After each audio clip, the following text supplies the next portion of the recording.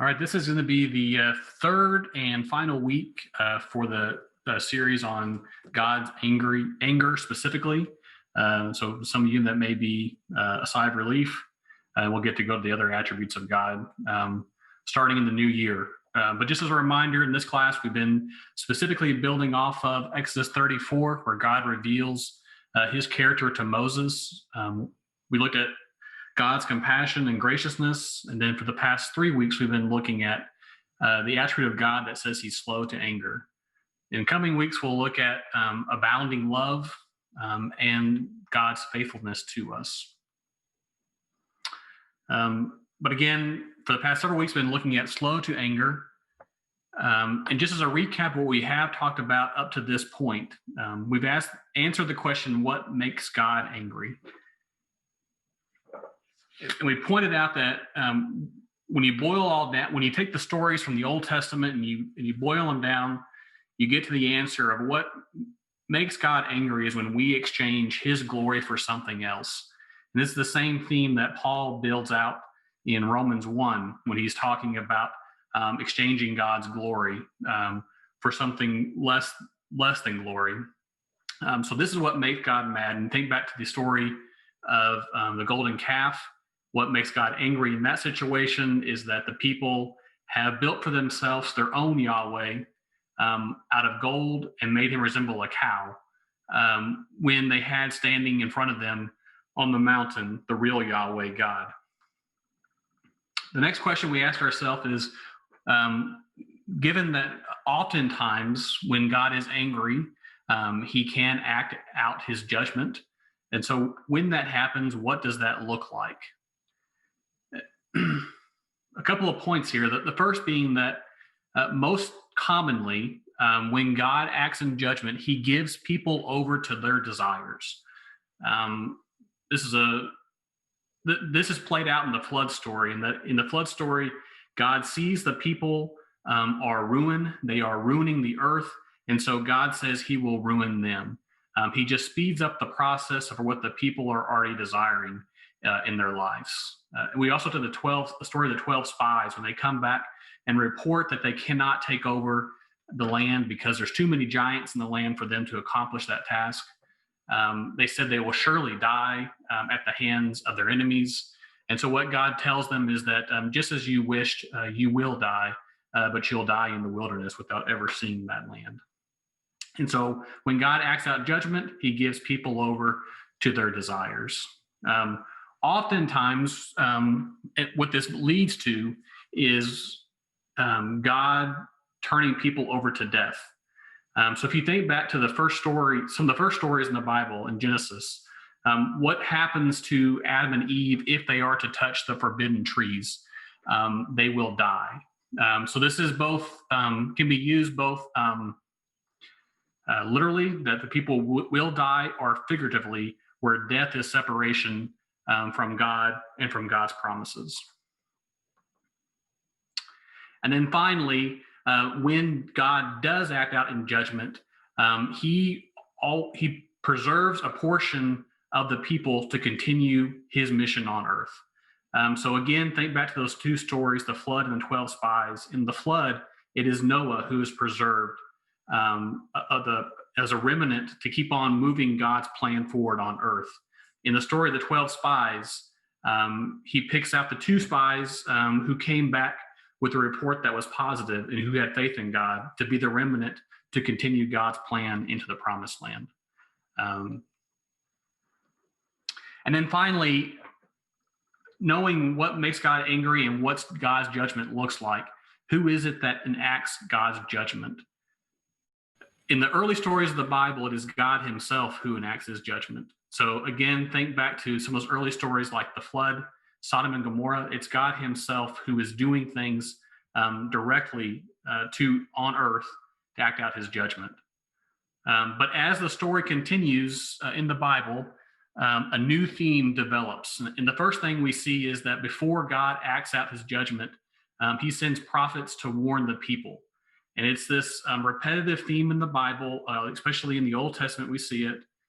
You have prophets come and say, hey guys, you're messing up. God's going to get angry and judgment's coming. And you have this repeating theme over and over again. The people don't listen. God acts out his judgment. And then the story repeats itself again.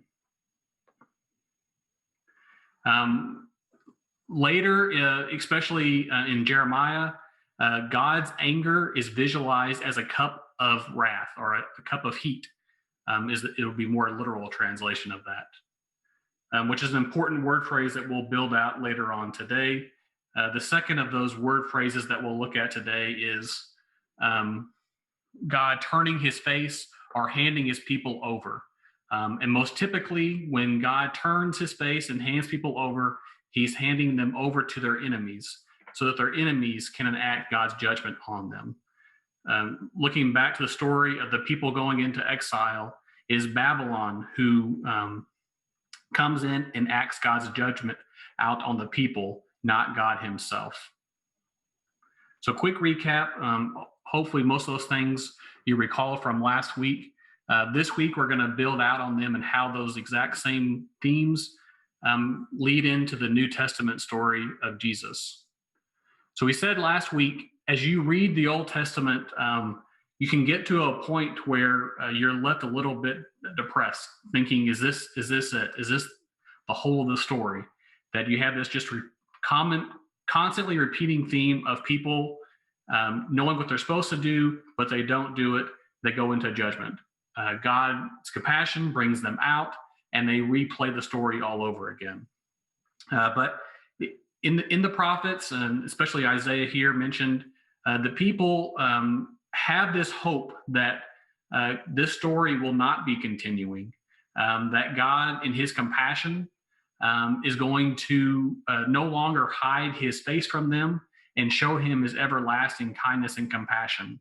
And you're left with a bit of a cliffhanger at the end of the Old Testament to think, well, what is this what is this compassion? How's this compassion going to act out from God? When do we get to see it?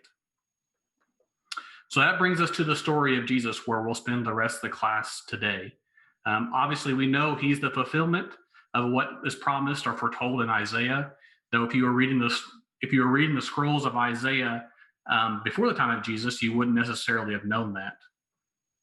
And this is where I wanted to at least give not necessarily a warning, but just a reminder of what we were trying to do in this class from the beginning. This is an example I used from the very beginning of the class, showing a suspension bridge in Canyon City, Colorado. And the reason I showed this was that if you get closer and closer and closer to this bridge, you can start seeing how it's built.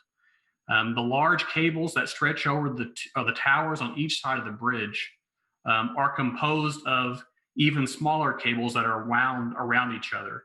And each one of those cables is made up of a small wire that's wound around each other.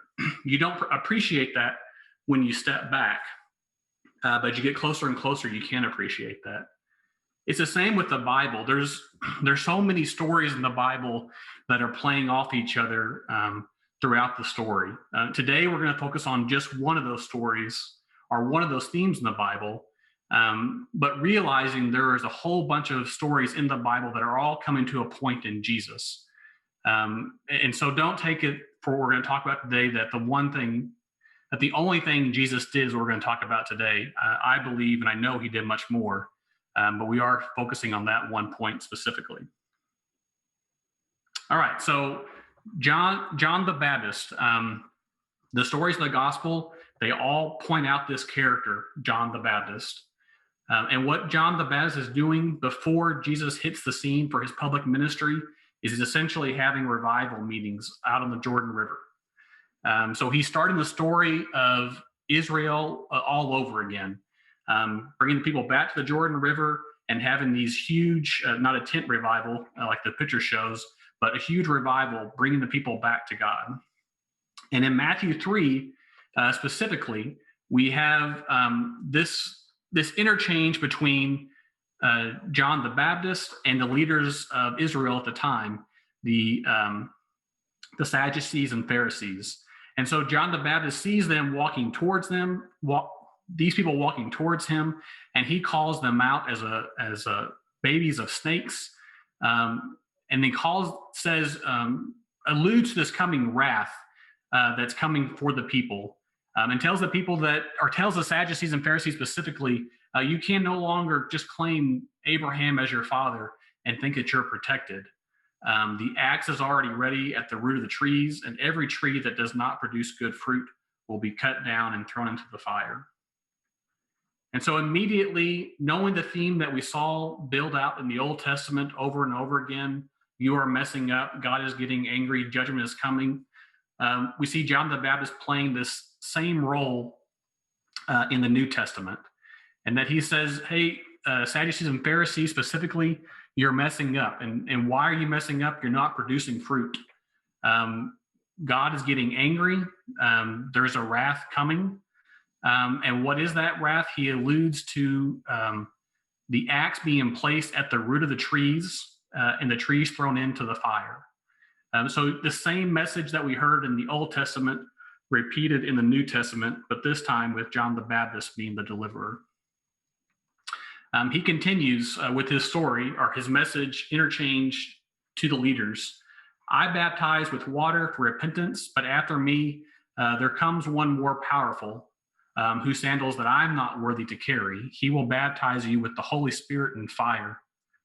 His winnowing fork is in his hand, and he will clear the threshing floor, gathering his wheat into the barn and burning up the chaff with unquenchable fire. So now you have this new character, at least in the story, as it plays out, Jesus the judge. And you have Jesus with this line, again, very similar to what we saw play out in the Old Testament, that when God judges, he moves aside a portion, and then he keeps a portion to continue the work that he's already been doing on earth. And you have that same theme brought out with Jesus, using the analogy of wheat, where the bad part of the wheat is thrown out into the fire for waste, and then the good part of the wheat is kept, obviously, for food and nourishment.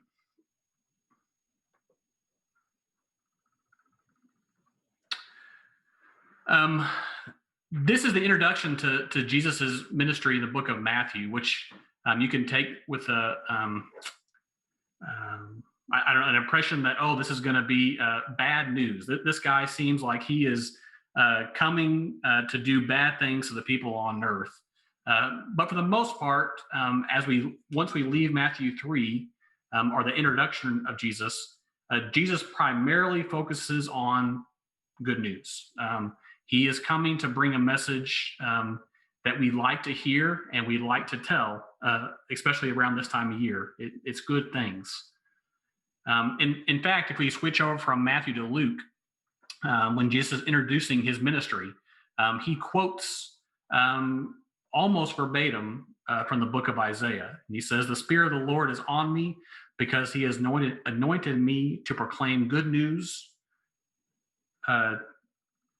He has anointed me to proclaim good news to the poor. He has sent me to proclaim freedom for the prisoner and recovery of sight for the blind, to set the oppressed free, to proclaim the year of the Lord's favor." I mentioned it was almost a verbatim quote because in the actual verse in Isaiah 61, there's an extra line tacked on to the end. So verbatim all the way up until the point where there's Lord's favor and the day of vengeance of our God. So God, at least when he introduces his ministry, it seems to be intentional. He intentionally leaves out this phrase, vengeance of our God, to introduce his ministry, and only focuses on the year of the Lord's favor. As his ministry continues, we're all familiar with the message that that Jesus preaches while he is here. His message is a hard message to swallow often, but it's a message that people, both in the Christian faith and the non-Christian faith, have clinged on to and have used for a wide variety of things. A civil rights movement, for different oppressive movements. Business leaders have tied on to the messages that Jesus preaches here for one purpose or another. But the Sermon on the Mount, Jesus focuses on the blessed are phrases. These are characteristics that a lot of us, if we're honest, don't always elevate. They are sometimes characteristics of people that we portray as weakness. Jesus then moves down and talks about being salt and light. He then redefines murder, adultery, and divorce, redefines eye for an eye, talks about loving our enemies. Again, all hard messages to swallow. But this seems to be what his ministry on earth is all about.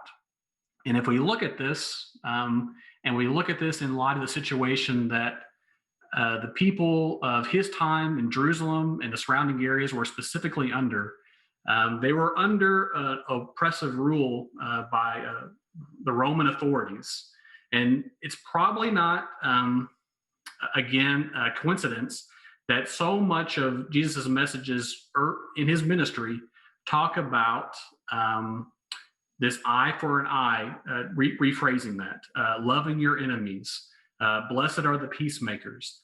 Probably not a coincidence that these are highlight messages that Jesus is bringing up. At the conclusion of the Sermon on the Mount, all good news, all good things to hear, all things we'd like to talk about. But Jesus wraps up his sermon with this parable about two people who build houses. And all children, at least all children, when I grew up, knew the song. I'm not sure if kids still sing today, actually. But there's the wise man who builds his house on the rock, and when the rains come, his house is firm. But there is the foolish man who doesn't heed the word that Jesus is preaching. He does not live by the message of the Sermon on the Mount. And this individual, when the rain comes and the streams rise, his house will crash. There seems to be an obvious allusion here to the flood, a story we talked about at the beginning of this 3-part series on God's anger. Again, the flood was a sign of God's judgment. And Jesus seems to allude here that if you're not listening to what I'm saying, if you're not heeding and following what I'm saying, there's another flood coming. We talked about the flood. We also talked about Sodom and Gomorrah. And Jesus again brings up Sodom and Gomorrah too. When he sends out his disciples to preach, he gives them the warning, if there's towns and villages who do not accept you, you shake the dirt off your feet and you move on. And for those villages that do not listen, it would be better, the people of Sodom would have been better off than that town. So again, while so much of Jesus' message is good news, all things we like to hear and things that are easy to preach off of or teach off of, we do have this undercurrent of warnings that are given to people of what will happen if they do not listen.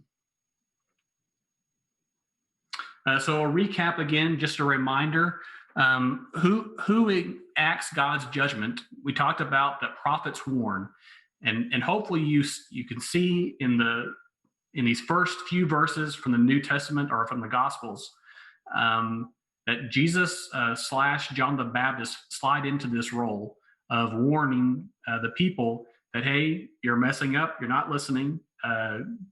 Eventually, God's going to get angry, and eventually judgment will come. And so the story goes is that Jesus spends his ministry warning and preaching to the people of this coming judgment, but the people never listen to him. And so as Jesus rides into Jerusalem for his eventual crucifixion, you have this line in Luke 19 that Jesus is extremely sad because he knows what is going to happen to Jerusalem, that God's wrath, God's judgment will be taken out over Jerusalem. So as he approached Jerusalem and saw the city, he wept over it and said, if you, even you, had only known on this day what would bring you peace, but now it is hidden from your eyes. The days will come upon you when your enemies will build an embankment against you and encircle you and hem you in on every side. They will dash you to the ground, you and your children within your walls. They will not leave one stone on another, because you do not recognize the time of God's coming to you. Couple things here. One, again, showing in this case, we talked about God's emotional connection to us that he portrays in the Old Testament. You see that same theme continued here, is that Jesus is personally and emotionally connected to the well-being of the people that he is talking to. The fact that they did not listen to what he was saying, did not heed his warning, saddens him deeply. But he knows what is going to happen because of that, which is the same thing he's been warning about up until this point.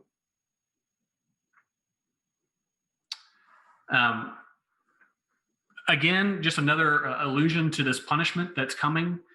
In this case, in Luke 21, you're talking about the destruction of Jerusalem specifically. And what Jesus seems to say is that when you see your city surrounded by your enemies, you will know that the time of punishment that has been written about is upon you. So again, Jesus saying that the closing of God's anger or God's judgment on his people is coming closer and closer to fulfillment.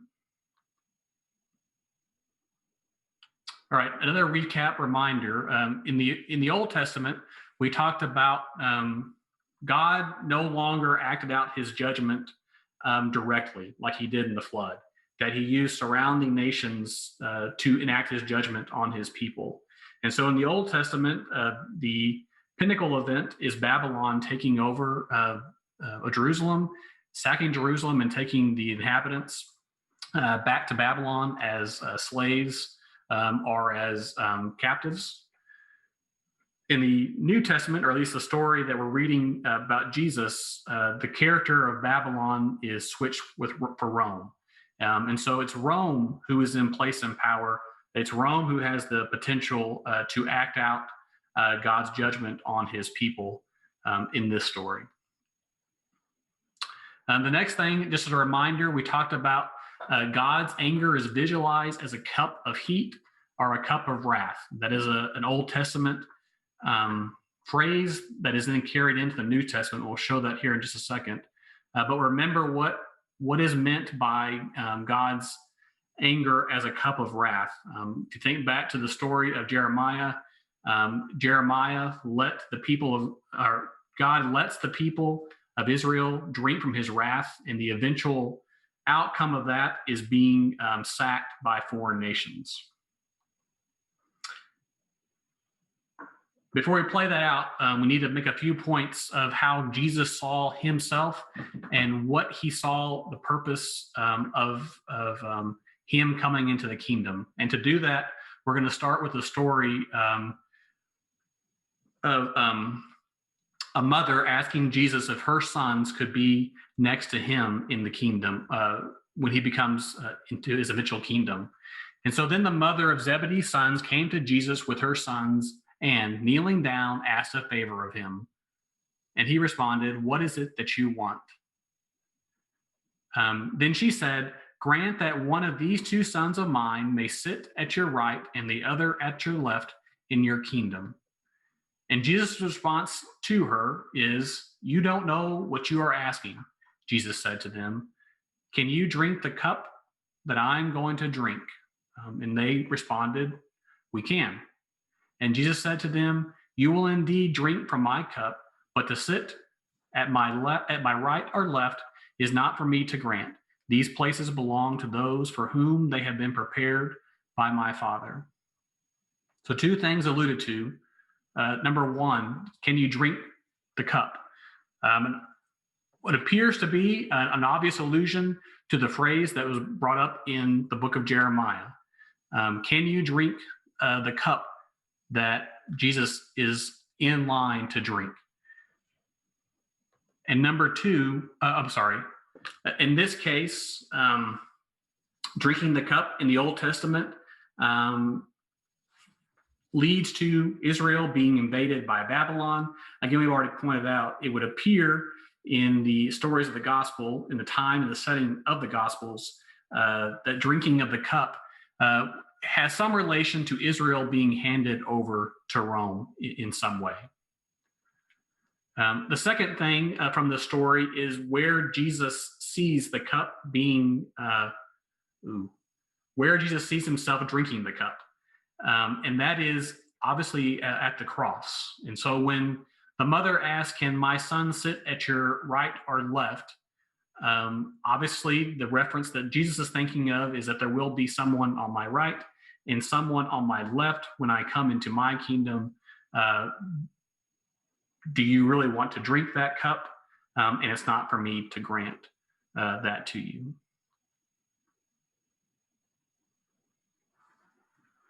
Okay, so now we go continue with the analogy or the discussion, the metaphor, I guess, the metaphor of drinking from the cup. We have Jesus in the garden. Going a little farther, he fell with his face to the ground and prayed, "My Father, if it is possible, may this cup be taken from me, yet not as I will, but as you will." Again, an obvious reference to the cup of God's wrath that's portrayed in Jeremiah. And again, drinking of the cup, in the case of the Old Testament, related to the being invaded by Babylon. In this case, if you play out that same analogy into the New Testament, it's Israel being taken over or being handed over to a foreign entity or foreign power. In this case, the most obvious choice is Rome. So what does God's judgment look like? Remember, we talked about God's judgment most often leads to death. And again, this can be death in the literal sense, or it can be, and most commonly, death in a sense that you are separated from God. And since God is the giver of life, God is the creator who brings order out of chaos. Being separated from him leads to just the opposite of order, that being chaos. And so now we move to the story, and we all know what happens. Jesus leaves the garden. Actually, he doesn't leave the garden, I guess, peacefully, right? His followers try to defend him, and then he is taken away into custody. And given that this was Passover week, we learn or we know that it was the custom of the festival to release a prisoner chosen by the crowd. And at that time, there was a well-known prisoner whose name was Jesus Barabbas. So when the crowd had gathered, Pilate asked them, "Which one do you want me to release, Jesus Barabbas or Jesus the Messiah?" For he knew it was out of self-interest that they had handed Jesus over to him. Jesus Barabbas can also be translated Jesus, Son of the Father, or is translated Jesus, Son of the Father. And then Jesus, we know him as Son of God. The rap sheet on these two, Son of the Father, Jesus, we learn in Luke he is an insurgent. He's a rioter. He's up to no good. Presumably, he's doing these acts of rioting and insurgents with violence. And then we have Jesus, Son of God. He's been preaching the story of peacemaking, mercy, and compassion. So here you have two Jesuses, one who is completely opposite to what Jesus has been preaching on the Sermon on the Mount. And then you have Jesus who's been living out his preachings in the Sermon on the Mount. And remember what Jesus has been telling his people or his followers: if you do not listen to me, eventually bad things are going to happen to you. If you keep on living this life that is opposite of peacemaking, opposite of mercy, opposite of compassion, bad things are going to happen. So we all know how the story goes. In this case, the people say, no, we want Jesus, Son of God, Jesus the Messiah, to be the crucified, to be the prisoner who has to suffer, who has to go through the punishment. So what we have here is a playing out of an Old Testament story. Israel is once again on the wrong path.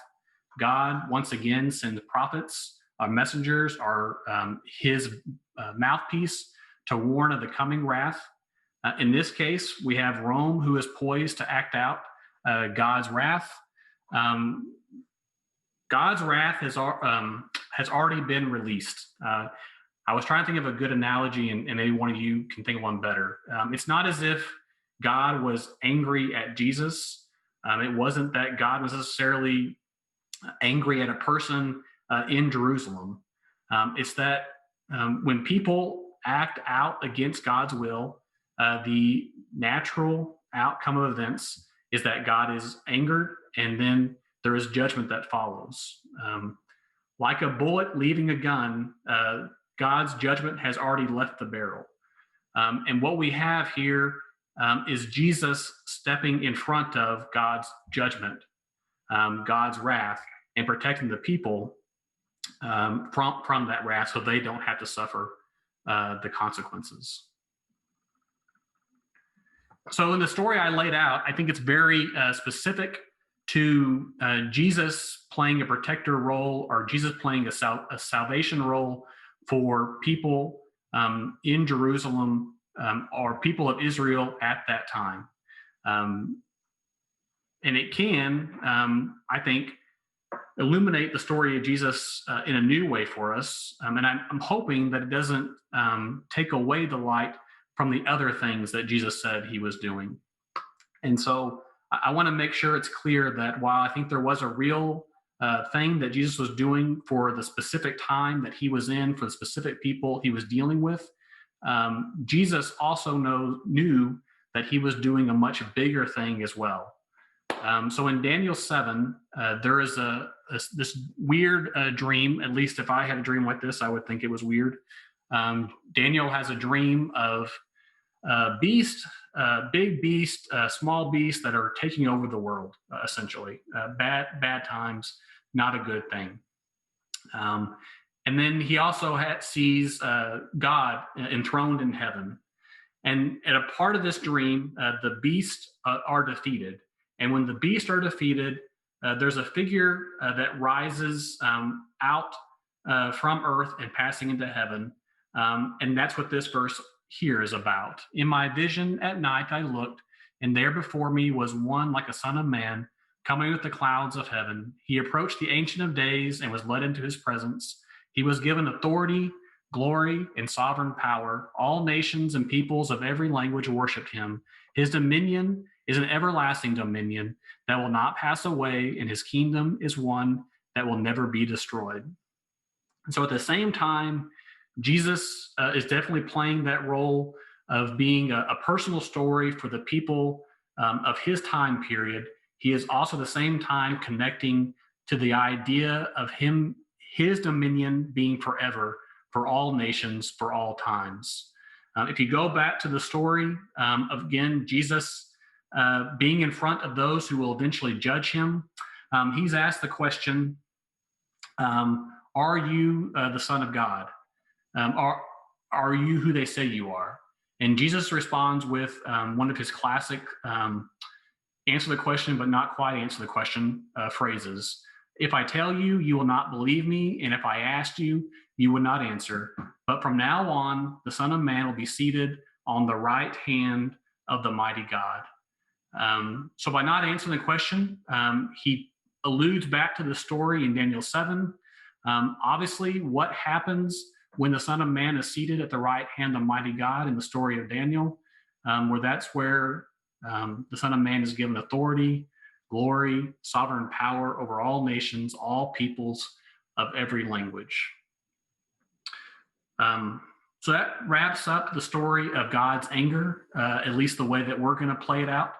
I thought it was at least interesting to see that new light of Jesus playing out that role of a very specific time period, but also holding on to Jesus playing out this role that lasts for all eternity and impacts every one of us. So not next week and not the week after that, but I guess the second Sunday in January, we'll continue our class. And in that class, we'll move into the next characteristic, specifically God's abounding love.